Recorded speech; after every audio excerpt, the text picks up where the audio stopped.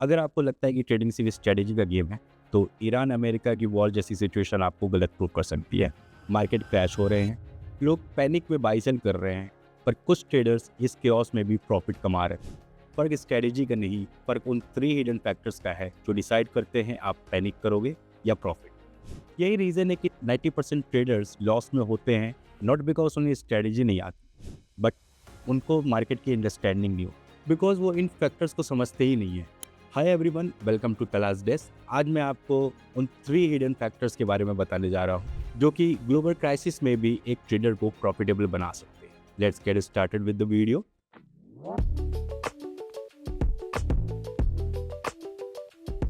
सबसे पहला और डेंजरस फैक्टर है इमोशन से ट्रेडिंग करना। ट्रेडिंग सिर्फ नंबर्स का गेम नहीं है, ये साइकोलॉजी का भी गेम है।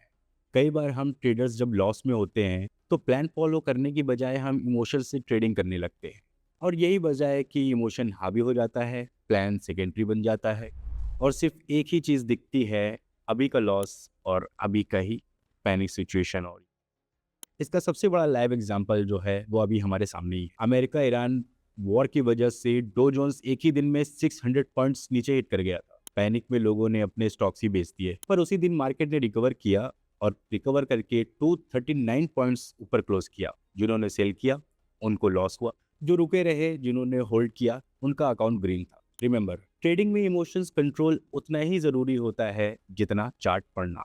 सेकेंड हिडन फैक्टर है understanding risk reward ratio. Trading में सबसे बड़ा नॉन नेगोशिएबल फैक्टर होता है, किसी भी ट्रेड में रिस्क रिवॉर्ड 50-50 नहीं होता। याद रखिए, ये ट्रेडिंग है, कॉइन फ्लिपिंग नहीं। प्रॉफिटेबल ट्रेडिंग का रूल सिंपल है, अगर 1000 रिस्क तो 2000 टारगेट होना चाहिए। यही 1:2 रेशियो है जो लॉसेस के बावजूद आपका अकाउंट बचाता है। इसका सबसे प्रोमिनेंट एग्जांपल मैं आपको देता हूँ। हमें अभी चल रही अमेरिका और ईरान वॉर में दिखा। वॉर शुरू होने पर गोल्ड ऊपर गया, इन्वेस्टर ने सोचा भाई सेफ हेवन एसेट है और एंट्री ले ली। जब वॉर लंबी खिंचती रही, गोल्ड ने अपना वर्स्ट वीक देखा सिंस 1983। 10% से ज्यादा नीचे आ गया वो। जो बिना स्टॉप लॉस के घुसे थे उनका पूरा प्रॉफिट वापस चला गया और उन्होंने जीरो गेन किया। जो रिस्क रिवॉर्ड सेट करके चल रहे थे वो लॉस से भी बच गए। याद रखो, जो ट्रेड आप ले रहे हो उसमें प्रॉफिट लॉस दोनों हो सकता है, पर रिस्क रिवॉर्ड सेट है तो दोनों केसेस में आप कंट्रोल में हो। ट्रेडिंग का तीसरा हिडन फैक्टर है एनालाइजिंग हिडन कॉस्ट। जब भी हम ट्रेड करते हैं, सिर्फ प्रॉफिट या लॉस ही फेस नहीं करते, बल्कि ब्रोकरेज फीस, स्प्रेड्स, स्प्लिजेस जैसी हिडन चार्जेस भी देते हैं। इसी को एक एग्जांपल के साथ समझाता हूँ। मान लीजिए हर ट्रेड में आप 50 रुपीज़ कमा रहे हो, पर 20 रुपीज़ में ब्रोकरेज चली जा रही है, जिससे आपका प्रॉफिट अब बच के सिर्फ 30 रुपीज़ हो चुका है। अब 100 ट्रेड्स करने के बाद कंपाउंडिंग करके जहां आपका प्रॉफिट 5000 होना चाहिए था, वहीं घटकर केवल 3000 रह गया।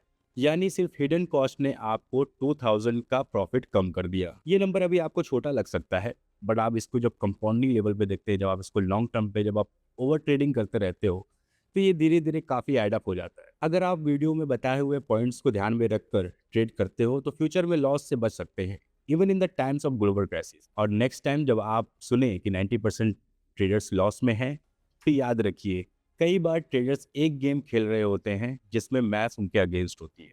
नेक्स्ट वीडियो में वो मिस्टेक्स रिवील करूंगा जो मैंने अपने स्टार्टिंग ईयर्स में ही की थी, और चांसेस है आप भी वही कर रहे हो। मैंने ये लेसन्स काफ़ी बड़े लॉसेस के बाद सीखे हैं, पर आप इन्हें सिर्फ एक वीडियो देखकर ही अवॉइड कर सकते हो। तो अगर आप वो मिस्टेक्स रिपीट नहीं करना चाहते तो तला डेस्क को सब्सक्राइब कर लीजिए।